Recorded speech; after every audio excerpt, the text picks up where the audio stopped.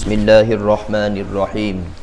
Alhamdulillahi bidawamillahil azim. Allahumma salli wa sallim wa barik ala maulana Muhammad wa ala alihi fi kulli lamhati wa nafasin adada ma wasi'ahu ilmullah. Allahumma inni uqaddimu ilaika baina yaday kulli nafasin wa lamhatin wa tarfatin yatarifu biha ahlus samawati wa ahlul ard. Wa kulli syai'in huwa fi 'ilmika kainun aw qad kana uqaddimu ilaika baina yaday dhalika kullih. Astaghfirullahal 'azim alladzi la ilaha illa huwal hayyul qayyum wa atubu ilaih. Assalamu alaikum warahmatullahi. Marilah kita buka majlis kita pada malam ini dengan bacaan Ummul Kitab Al-Fatihah yang kita qasatkan buat junjungan kita Nabi Muhammad sallallahu alaihi wa alihi wasallam. Seterusnya buat ahli keluarga baginda Nabi, para sahabat Nabi, para tabi'in, tabi'in, para alim ulama, guru-guru kita, kedua ibu bapa kita, ahli keluarga kita, diri kita sendiri dan seluruh muslimin muslimat sekalian. Al-Fatihah. A'udzu billahi minasyaitonir rajim. Bismillahirrahmanirrahim. Alhamdulillahirabbil alamin. Ar-Rahmanir Rahim. Iyyaka na'budu wa iyyaka nasta'in. اهدنا الصراط المستقيم صراط الذين أنعمت عليهم غير المغضوب عليهم ولا الضالين. Yang dimuliakan Tuan Imam, Tuan-tuan Imam, Tuan-tuan Bilal, pengerusi serta AJK Surau Kampung Surau Baru, Kampung Sungai Buaya, khususnya pengerusi serta AJK MPKK kampung serta muslimin muslimat yang dirahmati oleh Allah Ta'ala sekalian.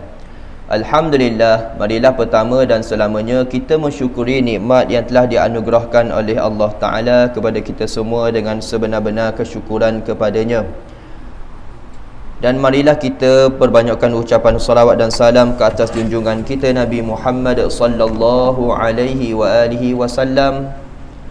Serta marilah kita istighfar di atas segala silap salah kita. Mudah-mudahan Allah Ta'ala mengampunkan dosa kita dan memasukkan kita bersama golongan yang beriman dan bertakwa kepadanya dunia dan juga di hari akhirat. InsyaAllah pada malam ni kita masuk gear teguh ke main mukaddimah dulu kan? Kita tengok dulu macam mana jadi. Boleh belaka. Hentam saja dah. Baik, insyaAllah pada malam ni saya ni kali yang kedua lah. Kemudian sebelum ni kita pernah mari sini cerita mengenai perbezaan dan kepentingan akidah ahli sunnah wal jamaah. Dan pada malam ini pihak AJK minta untuk kita buka kitab. Pada asalnya saya memang tolak dah, tapi mai tanya 2-3 kali tak sampai hati juga ni.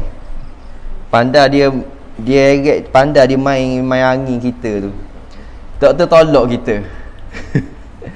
Dan ikutkan saya ni tak ambil dah lah, sebab kepenatan kita tu kadang saya takut siang pada surah tu. Setengah-setengah tempat masjid tu kita tinggal secara tiba-tibalah kita bagi tahu.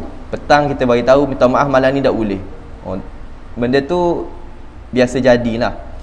Saya takut benda tu berjadi di tempat tuan-tuan. Jadi itu saja. Cuma bila kata sebulan sekali tu, pada mula kita rasa sebulan sekali je tak apa. Tapi dah ambil ni, maknanya sebulan sekali, kalau tak ada sebulan jadi 2 bulan sekali. Jadi kok mana-mana pun insya-Allah saya cuba sebaik mungkin untuk memenuhi keperluan kita di sini pada malam ni insya-Allah. Malam Qamis, Rabu malam Qamis. Dan kitab yang akan kita guna ni adalah kitab Misbahul Munir, Risalah Misbahul Munir fi Ma'rifatillahil Qadir. Jadi kitab ni ada belaka tak? Ada belaka dah insya-Allah. Akidah ada dah mengajar sini dah. Ada dah mengajar akidah sini. Surah ni ada Ustaz Syafiq mengajar, Ustaz Syafiq. Ustaz Naim mengajar akidah ke? Ya? Ada dah. Tauhid ada. Kita kena perbahasan sifat 20. Ustaz Fidaw Ustaz Syafiq kemah dah tu. Tak perlu saya dah benarnya. Saya ni gini, style saya gini. Akidah yang kita, sebab kita belajar cara tu. Akidah kita belajar ni terus masuk ke tasawuf. Maknanya kita dok main atas falsafah saja. Apply terus. Mana kita akan apa ni? Saya akan bawa tuan-tuan terbang lah ni. Saya boleh kata gitu je. Sebab sungguh saya kata ni. Sebab akidah ni benda yang kita pakai setiap hari sepatut. Tapi dia jadi akidah ni jadi sifat 20 time kuliah je ada. Tak. Akidah ni setiap hari, setiap masa, setiap ketika. Jangan ingat kita belajar akidah ni sekadar atas surah je. Sebab pada saya akidah adalah ilmu bekalang. Kalau orang tanya solat bekalang itu amalan. Ilmu dibawa bekal ini adalah ilmu akidah. Sebab ilmu akidah ini akan disoal. Masuk dalam kubur disoal. Terterang dah kan 5 tempat yang akan kita guna ilmu akidah pada bicaraan yang lepas. Antaranya atas dunia. Nombor 2 dekat nak mati. Dekat nak mati akidah juga. Dak tanya semayang cukup dak? Iblis dak mari konsep. Semayangmu guana belum ni dak sah dah. Dak. Dia akan tanya agama Islammu ni dak betul. Jangan mengucap lah kat nak mati tu. Akidah dak situ. Masa tu kita seorang saja. Masuk dalam kubur pula soalan pertama akidah. Ma rabbuka ma nabika ma ikhwanuka ma kiblatuka ma dinuka. Dia akan tanya soalan akidah. Dia tanya semayang berapa kali sehari, semayang macam mana mu. Dah. Yang Nabi sebut pada hari mahsyar kelak, kaki anak Adam tidak akan berganjak melainkan di soal nombor 1 solat. Sebelum di soal solat tu dibahagikan dulu dah. Siapa dia yang akan disoal? Mereka yang mana ahli kafir, orang kafir ni terus pergi ke dalam neraka dah. Malaikat ambil buang dah. Jadi masa tu yang duduk ni sama ada kita ni syurga ke neraka. Orang ada akidah dah. Mana kata orang ada akidah dah ni syurga ataupun neraka ni, kalau kata kita ni akidah dah. Tapi ahli neraka ni kita kena tahu ada 3 jenis orang. 1 golongan kafir, yang kedua golongan munafik, yang ketiga golongan muslim yang fasik. Muslim yang fasik ni akidah dia Islam dah. Tapi dia ni atas amalan dia ni, dia tinggal benda yang Allah suruh, dia buat apa yang Allah larang. Benda tu tak pakai tudung ke semua tu, yang tu dia dengan Tuhan lah, tak bosa, tak semayang bang. Tu kena duduk dalam api dulu. Tapi mereka yang akan disoal ini, mereka yang mana sama ada masuk syurga ke masuk neraka. Jadi benda tu amalan, dipanggil bekalan. Bawalah, carilah bekalan. Sesungguhnya sebaik-baik bekalan itu adalah takwa kepada Allah. Sebab bila sebut orang takwa, dia automatik boleh duduk di bawah naungan arash di mahsyar. Kemudian dekat di titian sirat, akidah juga. Kemudian di sama ada alam syurga ataupun neraka pun akidah lah juga. Kerana sama ada syurga atau neraka ni kita akan pergi ke penghujung hayat, bukan penghujung hayat, ke satu tempat yang mana kita semua akan dipisahkan. Sama ada kita duduk belah syurga ataupun duduk belah neraka. Macam mana yang akan membezakan? Yang akan membezakan adalah amalan. Tetapi yang akan mengekalkan kita tempat tu.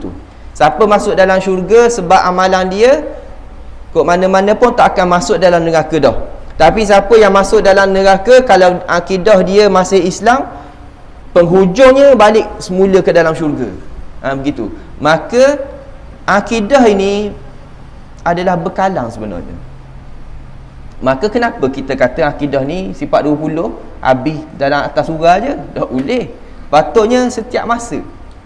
Start mata kita buka dengan bangun tidur sehinggalah kita tidur balik akidah. Gitu. Jadi mendening pada saya penting daripada ilmu yang lain. Tapi jangan kata ilmu lain tak penting. Penting. Tapi benda nombor satu. Sebab Islam itu dibina, bunyal Islamu ala khamsin. Islam dibina atas 5 perkara. Syahadati an la ilaha illallah wa anna Muhammadar Rasulullah. Mengucapkan 2 kalimah syahadah, menyaksi bahawa Allah sebagai Tuhan. Bila kita menyaksi? Bila semasa kita di alam arwah, kita menyaksi bahawa Allah adalah Tuhan kita. Nak jadi saksi mari mahkamah. Dah bila awak nak jadi mari mahkamah ni buat apa? Nak jadi saksi.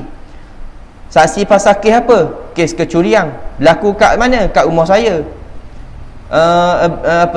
Kemudian apa yang terjadi?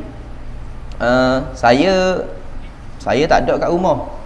Dah tahu awak nak beritahu apa? Saya nak beritahu saya melihat kejadian tu. Dah awak tengok kan awak tak ada kat rumah.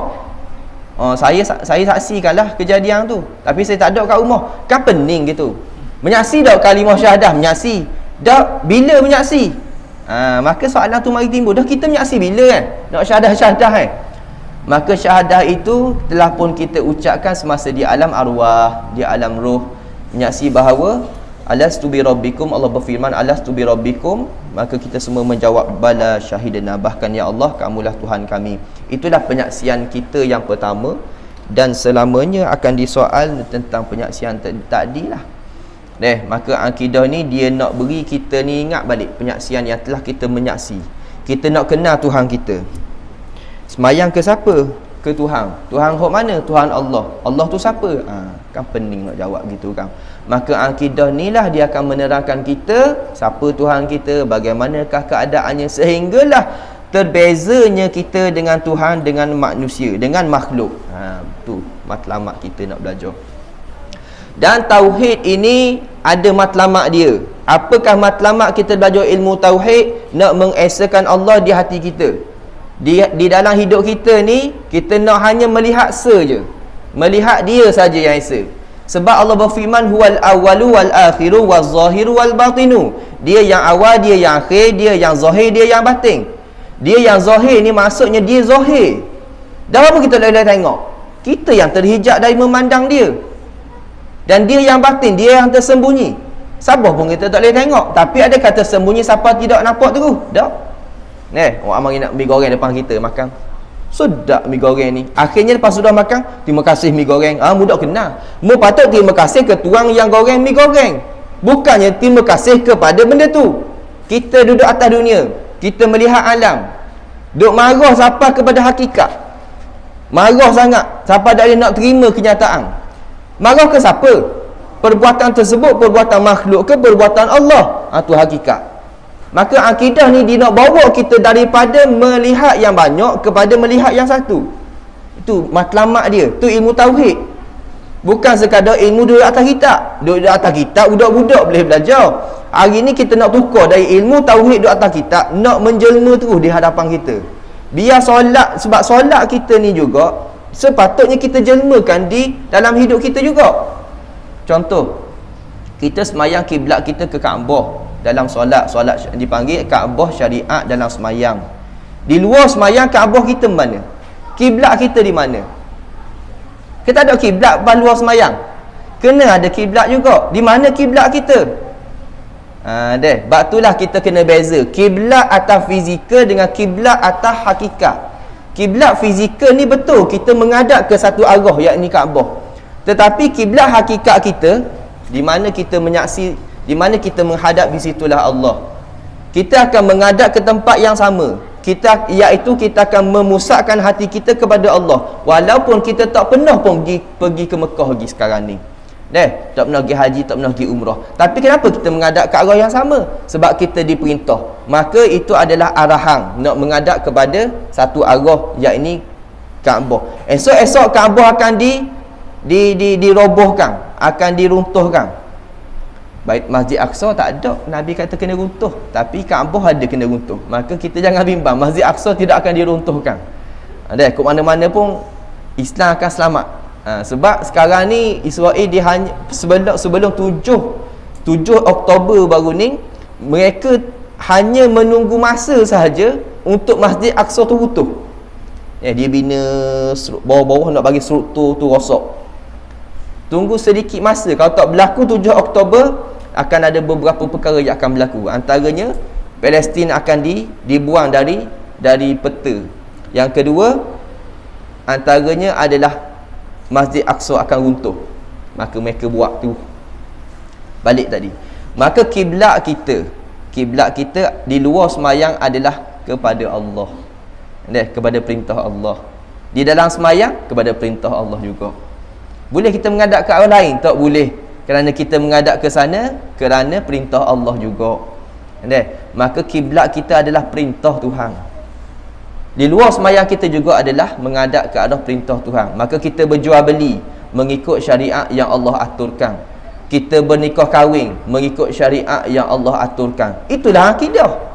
Kita ke mana-mana pun kita kena pergi kepada yang memberi perintah pada kita. Biar kenal dulu siapa yang memberi perintah pada kita. Barulah apa yang dia perintahkan pula. Ni pergi kepada apa yang dia perintah, penat. Dah apa kena buat gini? Dah apa kena buat gini? Soal lalu. Melainkan bila kita tanya, siapa yang perintah? Allah. Tak salah. Orang beri pada kita tak sedekah, ni tak sedekah juga. Ni beri kepada kita RM1, ni beri ke dia RM5. Itu. Dah apa beri saya RM1, dia RM5. Bila kita tengok, rupanya yang memberikan kita itu adalah raja. Nak persoal dah. Terima kasih.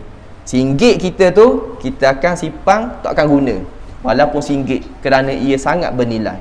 Kita tidak akan persoal orang sebelah ni dapat RM5 ke RM10 ke RM100 ke, kerana kita nampak yang memberikan kita itu. Barulah syariat kita jadi comel. Kita semayang, kita tidak akan persoal berapa kena semayang, berapa kena main subuh, berapa jadi 2 rakaat. Penat tak jadi penat dah lah. Kerana kita memusatkan hati kita kepada dia. Itulah matlamat tauhid.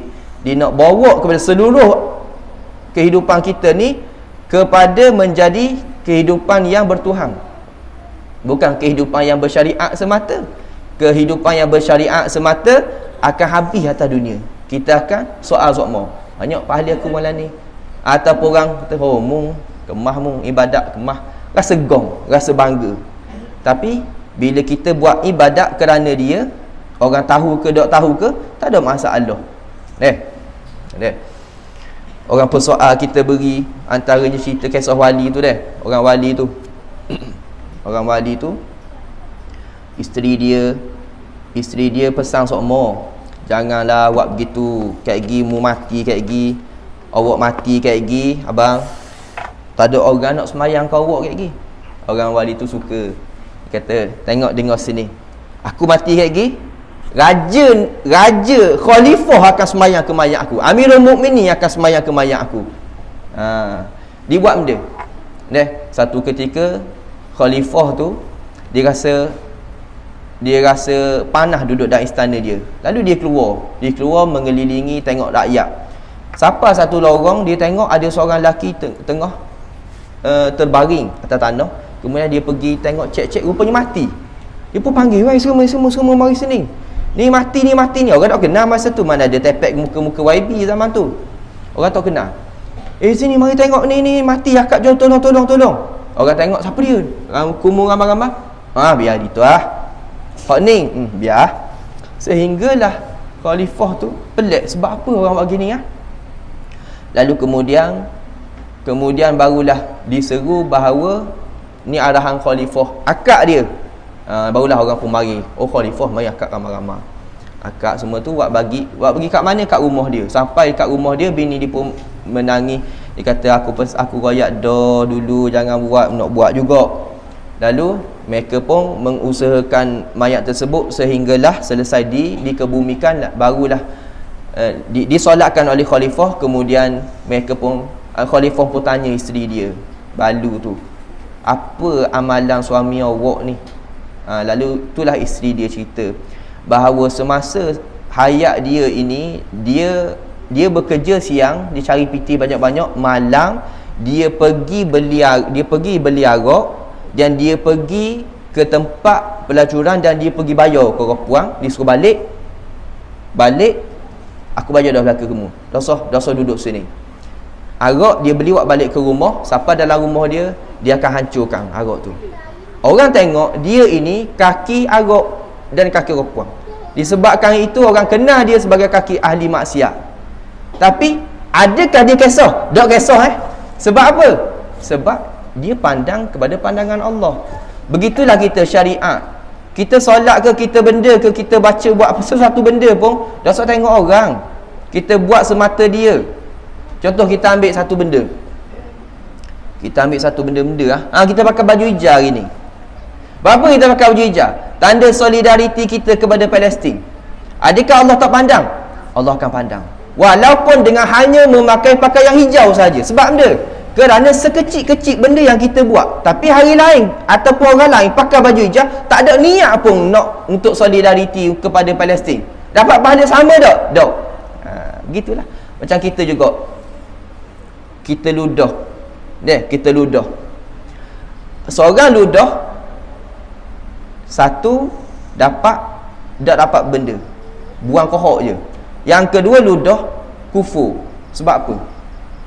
Kerana orang yang pertama dia ludah sebab kohok, dia pun ludah.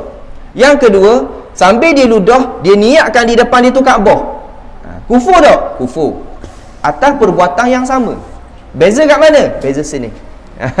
Beza duduk dekat hati kita. Itulah akidah. Maka jangan ingat benda ni benda main-main. Benda ni adalah satu benda yang sangat penting. Okey, baik. Jadi kita pada malam ini kita tengok kepada kitab lah. Risalah Al-Misbahul Munir fi Ma'rifatillahil Qadir. Risalah ini adalah surat ataupun helaian kertas yang dikumpulkan atau dibukukan. Dikumpul atau dibukukan menjadilah satu buku. Sedangkan hakikat dia bukan kitab, dia risalah. Risalah ni adalah, kalau bahasa Arab ke bahasa Melayu adalah surat. Kalau dalam bahasa kita, risalah ini adalah helaian-helaian kertas yang dikumpulkan menjadi satu buku. Kalau kitab, dia akan ada muqaddimah. Dia akan cerita dari A, dari umbi sampai ke habis. Tu kitab. Batu tebal-tebal kitab-kitab. Ihya Ulumuddin. Kitab tu dipanggil taraf kitab. Tapi kalau risalah, umpama satu rumusan. Tapi risalah ni sangat berguna pada kita. Dia menyelamatkan kita dunia dan akhirat, walaupun harga dia tak sampai RM5. Baik. Beli Shopee murah lagi. Dapat potong promosi tu dapat pula sebelah murah lagi. Risalah Al-Misbahul Munir. Risalah ini ada, kita teringat satu kisah Imam Asy-Syafi'i rahimahullah, yang mana dia beza panggilan bagi orang tasawuf kepada ulama dengan panggilan orang ahli syariat kepada ulama. Tengok belakang dia, rahimahullah orang syariat, radhiyallahu anhu orang tasawuf. Sebab benda orang tasawuf dia pandang gini, siapa dia yang boleh digelarkan sahabat? Siapa boleh yang boleh digelarkan radhiyallahu anhu? Itulah sahabat. Kuntum khaira ummatin ukhrijat linnas. Kamu adalah sebaik-baik umat yang diutuskan kepada sekalian manusia. Sebab itulah mereka digelar radhiyallahu anhu.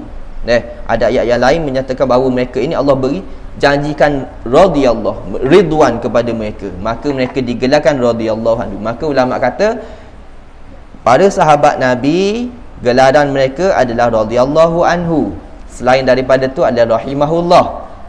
Maka ahli tasawuf melihat sahabat tu siapa? Apa definisi sahabat? Mereka yang sempat bertemu dengan Rasulullah sallallahu alaihi wasallam semasa hidup orang tu, dia sempat jumpa Nabi dalam keadaan dia beriman dan dia mati beriman. Tu sahabat. Maka ahli syariat, ahli hadis kata mereka yang hidup sezaman dengan Nabi, sebab mereka pernah hidup, mereka pernah bertemu dengan Rasulullah SAW semasa Nabi hidup. Dalam keadaan syaratnya mereka kena mati beriman juga. Apa ada ke sahabat kafir? Seorang sahabat ni dia kafir, masuk Islam mula. Tulaihah nama dia. Tulaihah radhiyallahu anhu. Dia ini Tulaihah Al-Asadi. Dia ini mula-mula dia masuk Islam. Ketua bagi kabilah dia. Dia masuk Islam, kemudian dia balik kampung dia. Dia mengaku dia ni Nabi. Ada dah pada zaman tu. Zaman Nabi SAW dah. Dia mengaku dirinya Nabi, menerima wahyu dari Jibril juga. Lepas pada zaman Nabi SAW, zaman Umar, bateri nak habis. Kalau kata bateri habis, minta maaf deh. Saya dalam Google Meet.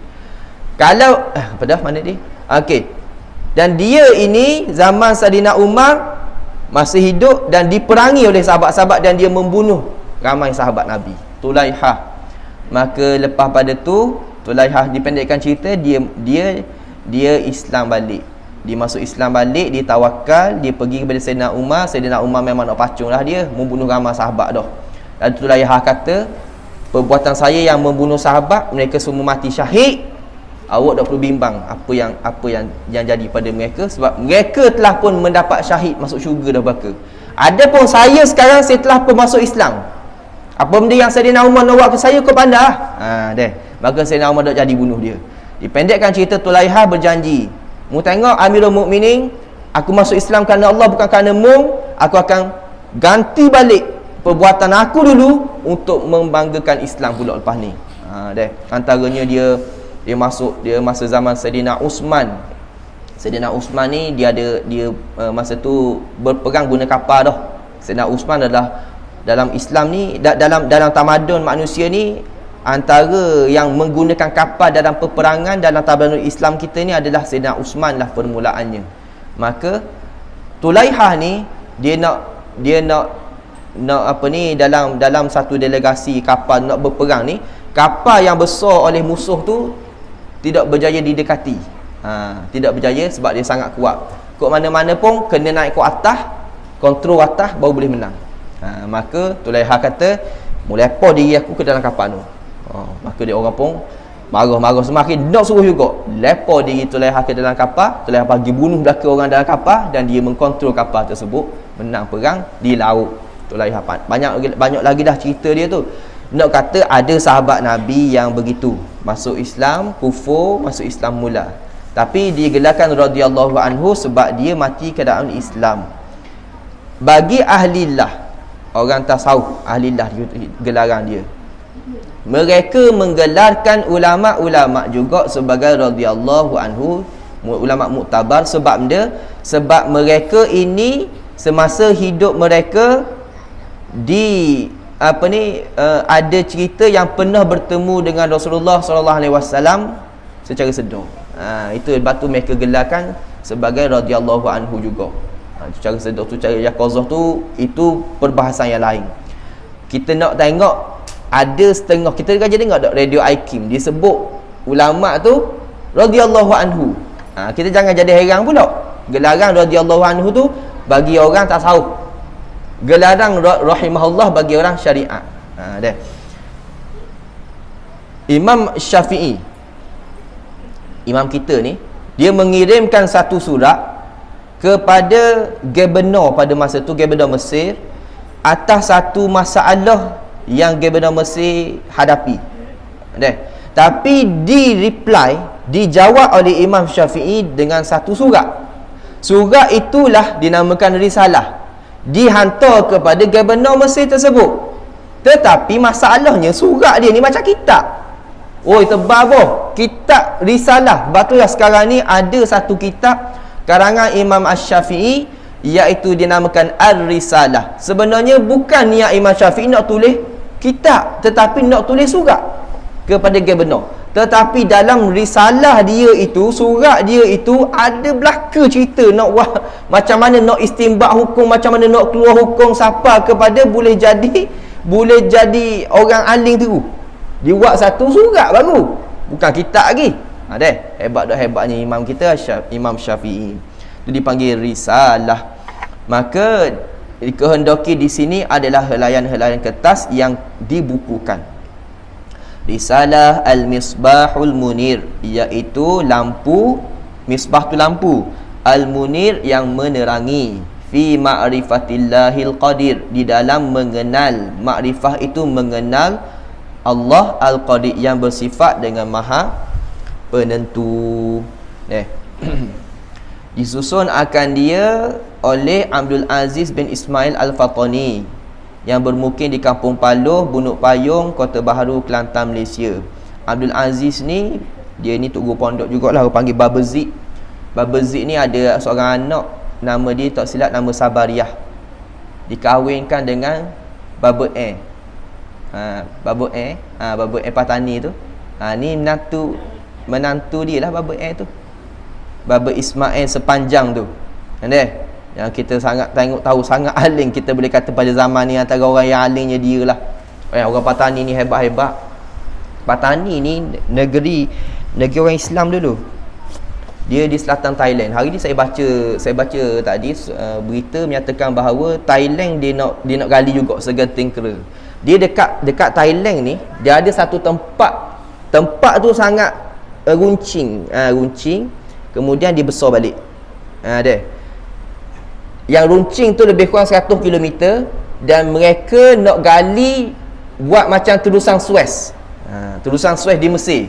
Dulu sebelum ada terusan Suez di Mesir tu, mereka kena lalu Eropah nak pergi ke timur, dari barat nak pergi ke timur, dia kena lalu sampai ke bawah Afrika, Tanjung Harapan. Sampai ke bawah tu, naik atas mula, lalu ke Madagaskar semua, barulah pergi ke sebelah timur.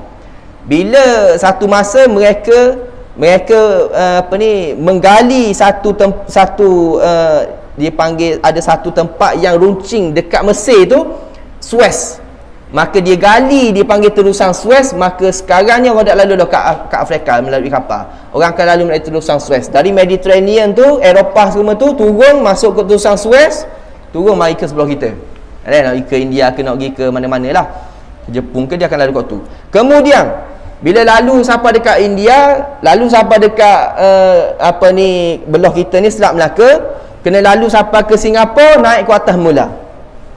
Maka hari ni, lama dah, bukan hari ni je, Thailand dia beberapa kali dah dia bincang nak gali dekat kera, segenting kera tu, lebih kurang 100 km. Kau tengok dalam peta Google lah, tengok 100 km lebih kurang. Dia nak gali, nak buat terusan supaya tak lalu dah bawah kita. Maka istiadat kita dia tak tahu jadi benda lagi. Tapi kerajaan kita pernah buat close statement, kalau Thailand gali ke segenting kera, kita tidak ada efek sangat. Tapi Singapura masalah. Kita ni tak bergantung sangat kepada pelabuhan tu. Tak tahulah, wallahu alam, kerajaan kita kabur gitu. Tapi orang kata Thailand dia tak boleh gali sebab dia, sebab kerajaan utara dengan kerajaan selatan ni, utara belah-belah Bangkok yang dipegang oleh puak-puak Buddha, yang belah bawah ni puak-puak pemisah ramai orang Islam. Sebab memang dulu ada 4 wilayah Islam duduk bawah. Antaranya Patani, Songkhla, dia lagi 2 gitu deh. Kemudian 4 kerajaan, dulu ada kerajaan Islam, ada raja. Kemudian bila puak-puak Bangkok turun, dia pergi bunuh raja-raja ni, dan lalu mereka ini duduk di bawah wilayah Thailand. Dan sehingga sekarang masih ada lagi puak pemisah orang Islam kita ni nak membebaskan diri dari daripada kerajaan Patani, daripada kerajaan Thailand, kerajaan Bangkok. Bila digali segenting kera, akan terasing antara Thailand Selatan dengan Thailand Utara. Sebab tu dia masih memikir-mikir lagi benda tu.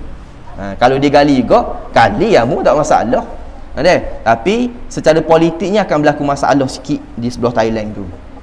Nak cerita Patani, kerajaan Patani dipanggil Fatani Darussalam, macam Brunei hari ni. Fatani Darussalam, mereka melahirkan ramai dan ribuan ulama-ulama. Antaranya Syekh Muhammad Zain Al-Fatani, tok guru kepada Tok Kenali Syekh Muhammad Zain. Syekh Daud Al-Fatani, orang-orang hebat. Syekh Daud Al-Fatani ni dia menguasai 42 ilmu. 42 ilmu. Kita ni akidah bangsa baru. Yang kedua fiqh. Yang ketiga tasawuf, baru 3. Dia 42 ilmu. Ada 39 ilmu lagi kita kena usai. Astronomi, sains.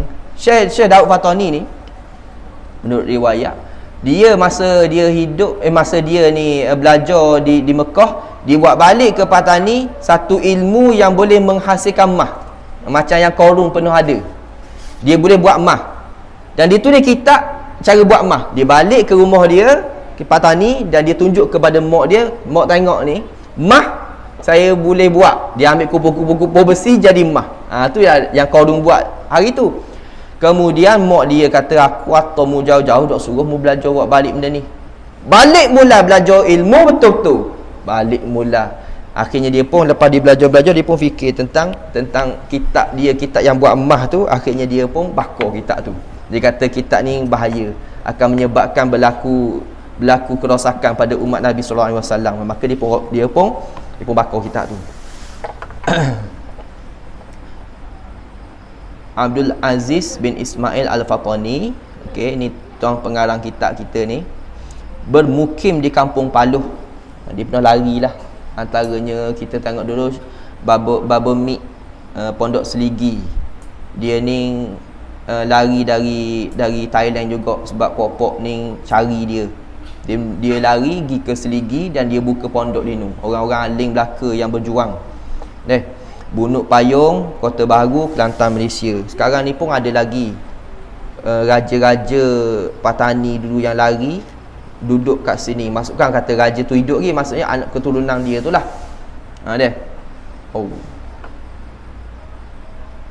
Syak dah. Kita nak start masuk Bismillahirrahmanirrahim, tapi Bismillahirrahmanirrahim ni panjang. Bismillah saja satu kuliah. Ar-Rahman Ar-Rahim. Dok dang. Tak apalah, kita mari ke belego-belego sini dululah. Kemudian kita kena tahu juga dalam ilmu akidah ni kita kena reti bahawa kena reti satu, kita akan sentuh mengenai perkara uluhiyah dan rububiyah. Dalam agama ni dipanggil pokok perkara dalam ilmu akidah ada 4. Pokok perkara dalam ilmu akidah ada 4. Yang pertama adalah uluhiyah dan rububiyah. Ketuhanan. Uluhiyah dan rububiyah. 1. Nombor 2, nubuwah. Nubuwah ini adalah kenabian. Nombor 3, sam'iyat. Benda yang dari langit. Yang keempat, mumkinat. Benda melibatkan makhluk. 4 benda dalam ilmu akidah yang akan kita lega-lega dalam 4 perkara ni lah, kerana ia adalah perkara pokok dalam ilmu akidah. Uluhiyah dan rububiyah dulu. Uluhiyah dan rububiyah ni, dia ada, nak jadi uluhiyah dia kena ada 4 sifat, nak jadi rububiyah dia kena ada 4 sifat. Macam kita lah, nak jadi kek kena ada ingredient dia. Bilang ada nang, ada 7, ada tepung, ada telur, ada air, ada garang, ada sodium, akhirnya ada 7.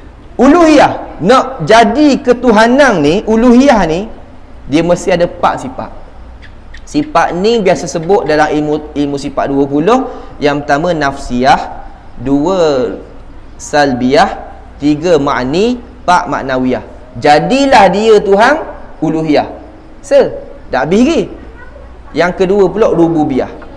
Alhamdulillah, nak jadi Allah kena ada 4 sifat. Nafsiyah, salbiyah, ma'ni, maknawiyah. 4. Rabbil alamin. Rububiyah pula. Rububiyah kena ada 4 sifat juga. Dia kena jadi tukang alam. 2, tuan bagi alam.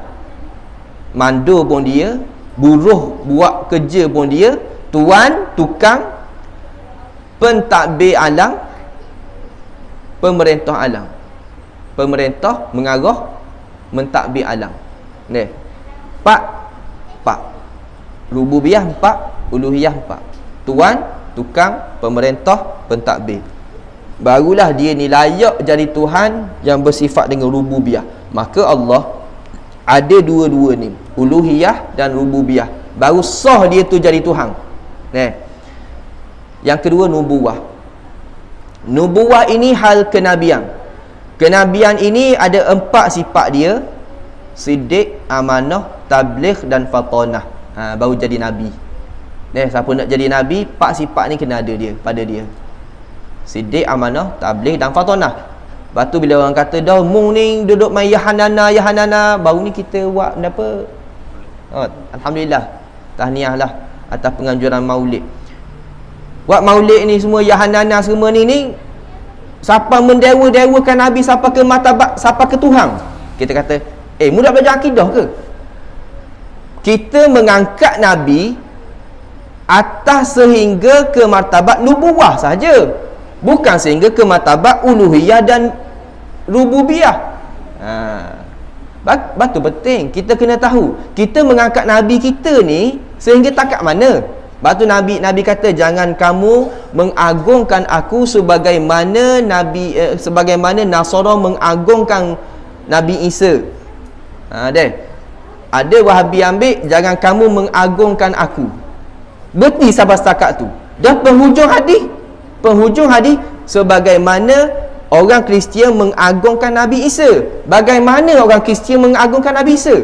Sehingga ke martabat uluhiyah. Dia menganggap Nabi Isa tu sebagai Tuhan, anak bagi Tuhan, salah sebahagian daripada 3 Tuhan dia tu. Maka itu martabat uluhiyah. Nabi kata, jangan agungkan aku sehingga ke martabat uluhiyah. Cukup mengagungkan Nabi sehingga ke martabat kenabian. Nubuwah. Yang ketiga, sam'iyat, hal yang melibatkan benda yang datang dari langit.